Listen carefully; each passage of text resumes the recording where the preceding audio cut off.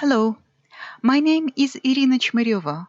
I'm an art historian from Moscow, and today I would like to talk you about Mikhail Dashevsky, a photographer who is living in Moscow since 1935. This November, he might celebrate his 85th birthday. He was born in Moscow in the very center of the city. And when the person was born in the ancient part of the city and he's living in the same city the whole his life, he is a keeper of many secrets. He knows the uh, corners, the streets, the pedestrian areas which are not familiar for the tourists, even for the visitors from the suburbs of the city. He knows the city during 24 hours per day, and that's a very special knowledge. It's not even just a knowledge, it's a kind of intuition, what the person has during all his life. And Mikhail Dashevsky, he was born in Moscow in a very dramatic period of the Russian history. When he was born in 1935, his father was a staff in one of the Moscow ministries, but in 1937 he was arrested, as many citizens of USSR, and he died in the Gulag even after the death of Stalin, but before he was liberated. And Mikhail Dashevsky grew up with his mother and with the sister of his father, and he knew since his childhood that he was a son of the enemy of society. And when he tried to choose the profession to go for the high education in one of the Moscow institutes, many of the gates were closed for him because of his father's destiny. And later, when he successfully graduated as an engineer of the seismic and vibration systems, systems of the protection of the constructions against vibrations, he wanted to continue as a scientific researcher, but it was not possible at the beginning. He was sent as an engineer to one of the new construction block in Siberia, and it was already the end of 1950s, the beginning of 1960s. Why? Different times. He even had a document that his father was rehabilitated after the repressions, but the family was Jew, and it was another part of the life, the non-official but deeply involved into social life in the USSR anti-Semitic movement. And only in 2 years, just by chance, when he was in Moscow for vacations to visit his mom, he was invited to the research institute to join it as a young staff researcher. And that was the beginning of his scientific career. Right now, it's possible to say he lived very happy, successful, well-protected life. He's a doctor of science. He's one of the very important figures in the world of protection against vibrations in constructions, not only in Russia, but his name is known in scientific circles. He's a photographer during all his life. He has a family, and so what else? But when you review the long historic period when Dashevsky lived, what he saw, what he went through during the Soviet time, it's really hard to imagine how was it possible when we're observing from our days. But that's the history of 20th century in the Russian Federation, in the USSR, in Russia now. So when you see this image, it's one of the first images what Dashevsky collected for his main archive. It's the beginning of 1960s. Dashevsky is 25 at this image. And for us, when we know the history of modernistic photography in Europe, in the United States, this image looks very modernistic and very, let's say, obvious. But it was not the same for the Soviet Union. Such image was really strange. It was not an image of the hero of labor. It was not even the image when you can easily recognize the plot. What is the plot of this image? A man, but we can't see the face. We see that it's a photographer and he is very deeply involved into the act of photographing in these moments.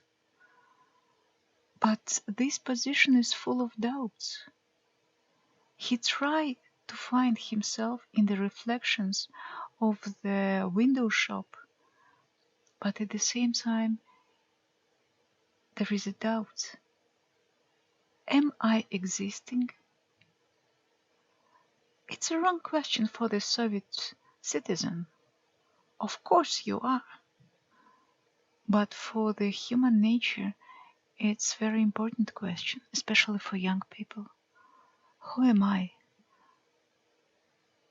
And a lot of young photographers all around the world, they are searching for their reflections, especially young people, talented people, like Lee Friedlander, like Vivian Maier, many others.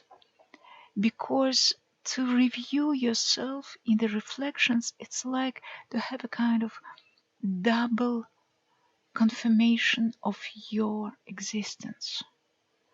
And for young people who are talented but very ordinary, they have no high social recognition, for them to see themselves, it's something very important. Later, people, when they review themselves in the mirrors, they are looking for time-changing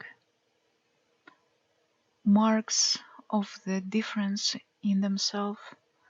But for young people, the mirror, it's a symbolic object of their own existence, and it's also a gate to another world. And it's interesting how the Soviet man Dashevsky tried to find himself in the reflections. And the reflections in general, the mirrors and windows, became to be very important plot for many of his photographs. And he wanted to depict the streets and to depict the life of ordinary peoples in the city. And for 60s, 70s, it was not obvious, because photography in that time had two directions. One was official, for the official media, And people who worked there, they knew what they should shot, what will be published in Soviet media. And in other direction, it was photo clubs, amateurs. And Dashevsky was even a member of one of the best photo clubs in the USSR. He was a member of Innovator Club in Moscow. And since the early 1960s and till now, he's a member of this club.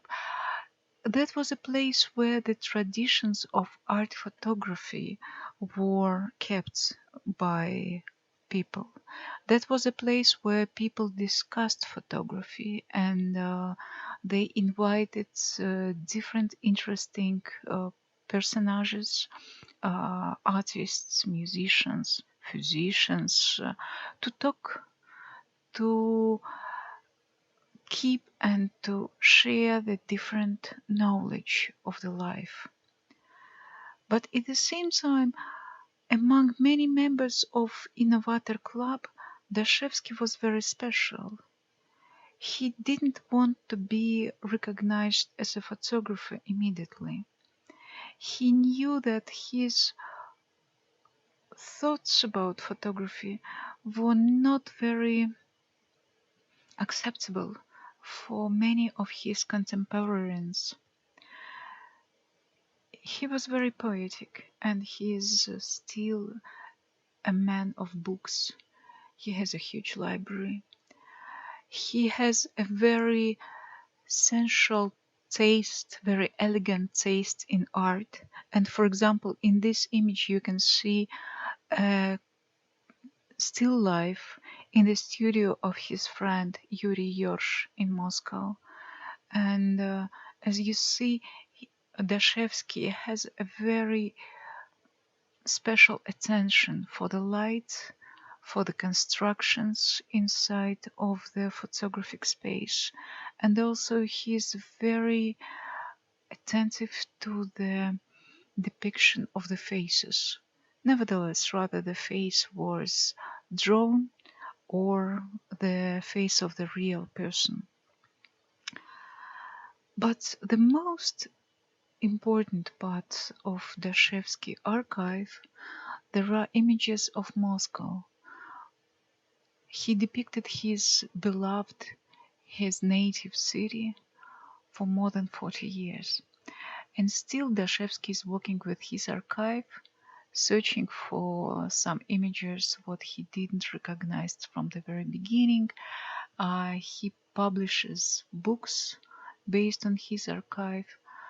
And that's a very interesting work, to go through times and to find what was important, what was even by the photographer didn't understand from the very beginning.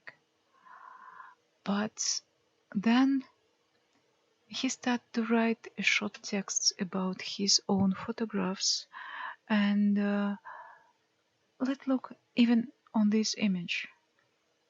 It's part of the huge apartment house where Dashevsky's family lived. Ground floor, the window from the room of this old lady. She has no TV, and she is using her window as a window to the world, watching from the window all the life around. And to review the world, it was important for the people, nevertheless, to which institution they belonged to. For example, that's from the same time the image done by the photographer who was a staff at Lubyanka. He was a staff in KGB. But even being such a person, he did for himself to review the street life as an amateur. And that's, I believe, a kind of expression of human nature, to be curious about the life around yourself. And of course, when Dashevsky did the images, for example, this one, also in 60s, he expressed his curiosity to the street, to the spring lights, to this graphic of the electric lines, these small nodes, lamps on the electric cables and the lines of the graphic on the top of the roofs. And it's a kind of jazz of the street life. And of course, jazz has a kind of chaos inside of its music structure, and that you can't really control. In jazz music, you're very free in the expression of your personality, of your creativity. And that's why jazz was not accepted by the officials in Soviet Union, but at the same time, jazz was one of the most popular and most adorable music for the young people in that period, because jazz and pop music gave to the people feeling of the contemporary life, a life full of energy, with a good feeling of the rhythm of nowadays.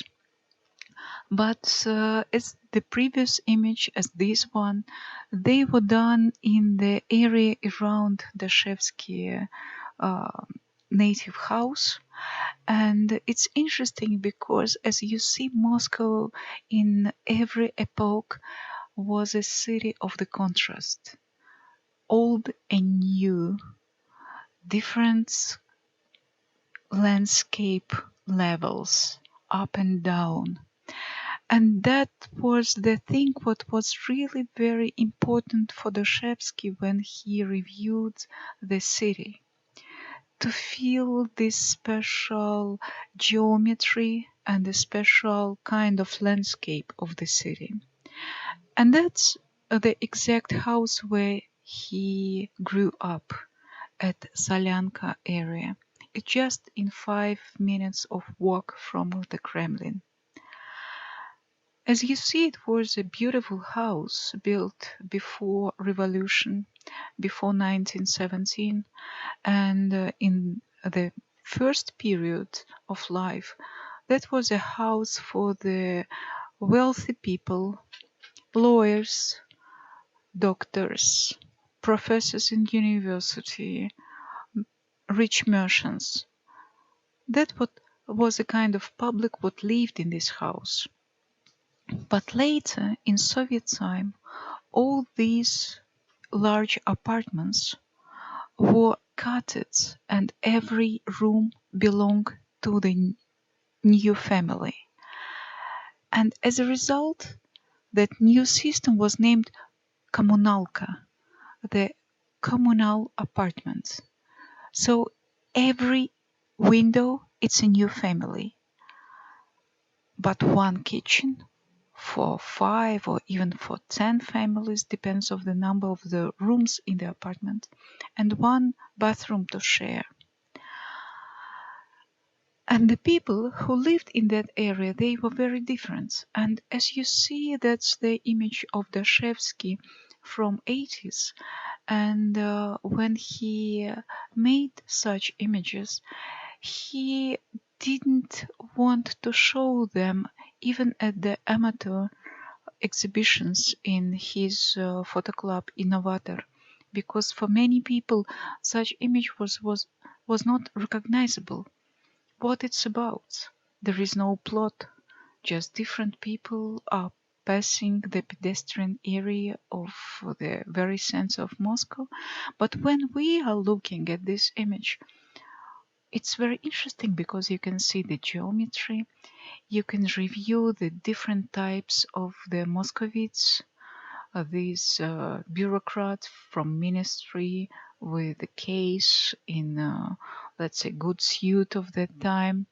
The old lady is sitting and waiting for anybody or anything. The adults of Moscow, women in different dresses, different shoes. It's a review of the real city without looking for the important plot. Life is a plot, and poetry of its rhythm, poetry of its own dynamic. That's the meaning why photographer takes his camera and makes this shot or this image. All these images were done around that grey big house where Dashevsky lived. You see, it's about the construction at the city. This man is making something with the shop sign, I believe. But at the same time, this man looks very ordinary, and people around, they are not the heroes. And all of them, their chaotic movements and the chaos of the electric lines and lamps and city signs, that's the Moscow, the real city of 60s. And as you see, a big number of city signs was at the streets in Moscow in that area since late 19th century. At the beginning of 20th century, you can see such big number of signs of the city activity at this old photograph as well. And that's again by Dashevsky, the small coiffure place. And it's so interesting to review how it was in 60s. These three ladies. Of course, you can imagine three graces, but you can see the real condition of these women, not old women. One is sitting and watching herself in the mirror. Two are staying and talking on the top of her head. And these two frames window in the old house. In Moscow in that time, it was very obvious when the old houses had two frames window because it was a better protection against winter frost. And the space between the frames people used to keep there something. For example, even for the temporary visit of coiffure place, the purse, the bags with some goods, and you can see this small still life inside of the city window, but in front of the plot of ordinary life inside of the room. And the window was a very important plot for many underground artists of late Soviet period. Erich Bulatov is one of the most important figures in Russian non-official, non-conformist art of the late 20th century, and he's still active. And as you see, he used windows very often for his painting. And here he's playing with the slogans, with the words, with the text like a shop sign, and window as a metaphor for the space, for the deepness of the painting. And it's very obvious text here. Хотелось засветло, но не успелось. It's the vulgar words, but well, if I will translate, it's something like we wish to finish before the twilight, but we were not in time. And then you see this beautiful evening landscape, the twilight in the big city. And it's a contrast between the expectations and reality, contrast between ordinary words and beauty of the city landscape. And that what I believe you can also feel in Mikhail Dashevsky images, even in very, very ordinary among them. For example, in this image you can see the room of his mother in communal apartment, but this room depicted during time when she was at the vacations, and the young son, young scientist and photographer Dashevsky, uh, constructed a chaos inside of mom's room, and then recognized that it has a special beauty inside, and he depicted it. And there is another painting of the man, also from non-conformist movement in Soviet time art, Mikhail Raginski, and you can imagine how people lived in such rooms. It's a party at home. Some people are staying and talking, some are sitting at the table with very simple still life. People are moving from room to room, but you also can see a kind of grayish light. This painting was done much later after the real stage in the room. The costumes of these people may be from 60s, from 70s, from the young time for Raginski. But when he depicted that time, you see he specially paints this grayish, a kind of bluish light in the room.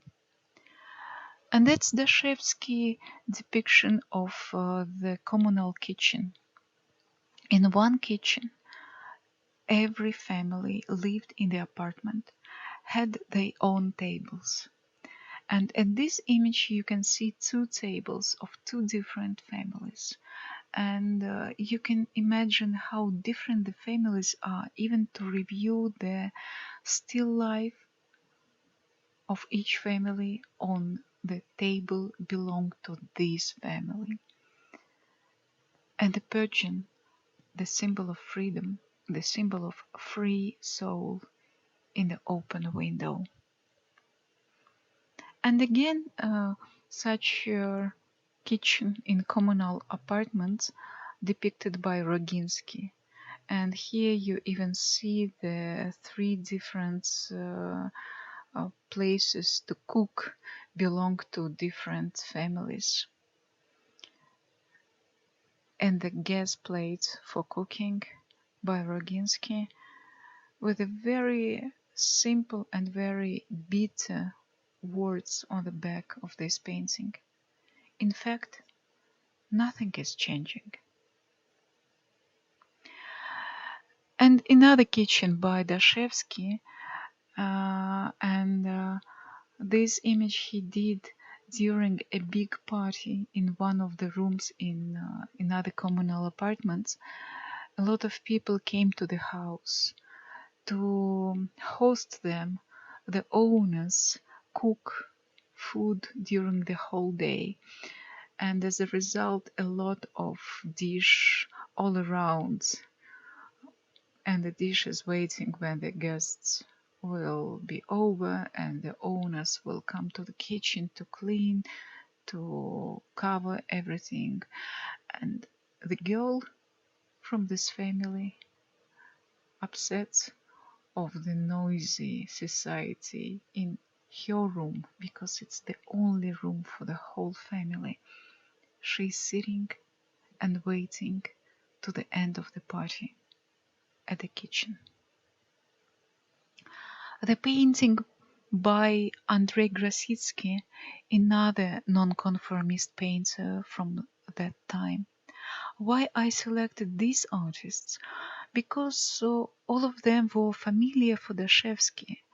He liked the painting by these people, and he did things in photography in the same direction as these people did in painting. He did non-official, non-usual, non-ordinary for official style of depiction images of the real life. And Andrei Gracitski focused on the fragments, and as you see, it's a kind of relief done on the top of the canvas, and then this relief painted, and it's semi-painting, semi-sculpture. But those interested to the chaos inside of the living room or inside of the room of the creator was not unusual for the artist. And as you see, there is an image by Eugène Atget, a French photographer in Paris, and that's the depiction of his own studio, and it has its own order, understandable for the artist, but at the same time it's full of these chaotic elements all around. And the chaos of the street life by Dashevsky, the corner of the old yard, again just in front of the house where he grew up, and very similar plot in Old Paris by Atget, and the arch, and from the arch at the streets you can review the deep perspective of this street by Eugène Atget, and the arches in the photographs by Mikhail Dashevsky. Look at this and at the next image. 4 years between two images, exact the same place, and you see the different rhythm of life. Here it's more chaotic and nervous. Here it's still the street of the city in the bad condition, but as you can feel, the photographer have a long distance from the city. He start to review in general what's going, and that's the tiny changing of shift for the social life from the center of the society. People are jumping out for periphery to be able to survive in a distance of this chaos of early 90s in a post-Soviet, post-collapsed country and its capital. And it's the same building, this building with the arch and this pinkish old building, beautiful renovated facade on the left. It's the same building, the same street. Early morning in Christmas week in the Moscow of nowadays. And such a big distance in the condition of the city. And the review of the architecture done by contemporary young photographer, and the real noise of life depicted people's life in the beginning of 90s. And that's the street next to the previous one, the street named Kuznetsky Most, and that was the fashion street in Moscow. Even at the beginning of 19th century, great Russian poet Alexander Pushkin mentioned this street as a fashion street of the country. And those the depiction of the decorations of the fashion stores in nowadays by Dashevsky. And as I already mentioned, he was very interested in reflections. Reflections gave him an opportunity to review what's inside and outside, to be in two worlds at the same time. And there is a depiction of very famous small cafe. It was built in 60s, and even in the mid 80s it was very popular for Moscovites, and it's again just in a block from the native place of Dashevsky. You see the people are in the cafe after the working day. They are sitting at the very simple modernistic furniture,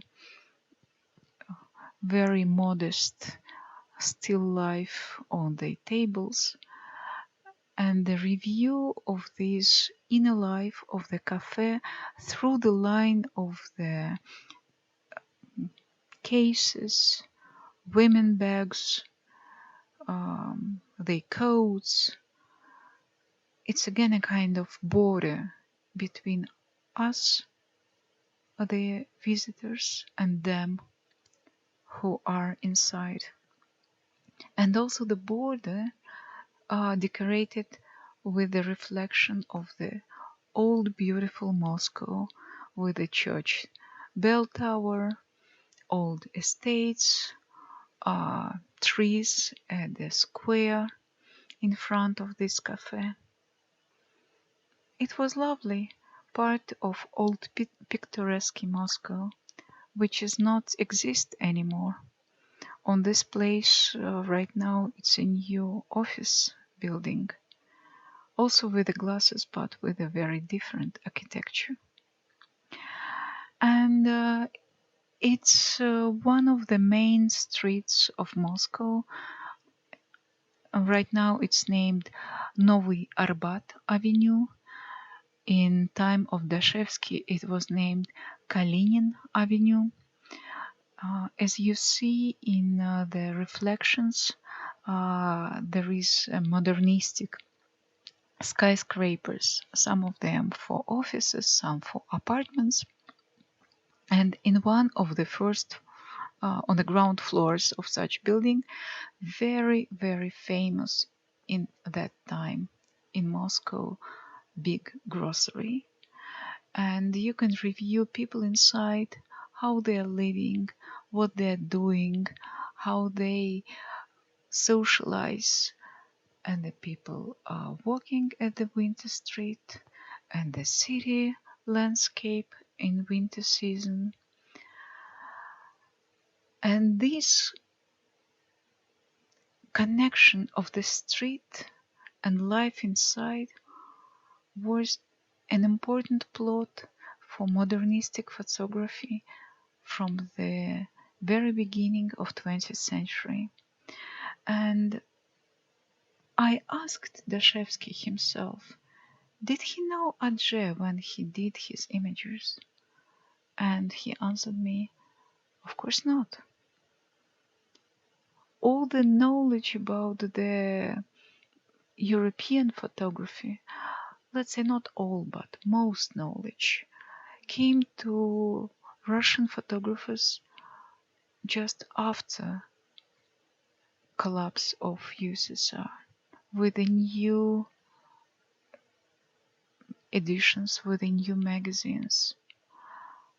But in 60s and 70s, when Dashevsky did his own experiments with the depiction of the city reflections in the windows, he did it because he had such intuition, but not because he followed any direction in the history of world photography.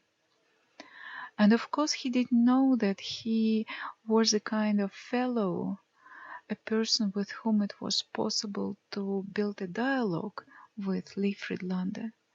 They were not acquainted. And that is the depiction of the same store by Mikhail Raginski. And you see inside it was not so interesting, it was more dark than Dashevsky depicted in his photographs. Dashevsky had his own feeling of irony, his feeling of light, even light of the life of people. Not many artists from his generation had such feeling. Many of them were much more depressive than Dashevsky was. And when I asked Dashevsky why he still believed he was a photo amateur, being very professional, very interesting in his studies of form, in his visual studies, he told, "Oh, because I didn't make money from my photography. I was not official photographer. I was very lucky. I built my scientific career and I did money from that. And photography for me was my inner life, and nobody controlled it." And that's what I really like about Dashevsky's explanation of his art. To be out of control and to be very sincere about what are you doing. And Mikhail Dashevsky also depicted a lot of cultural life in the city.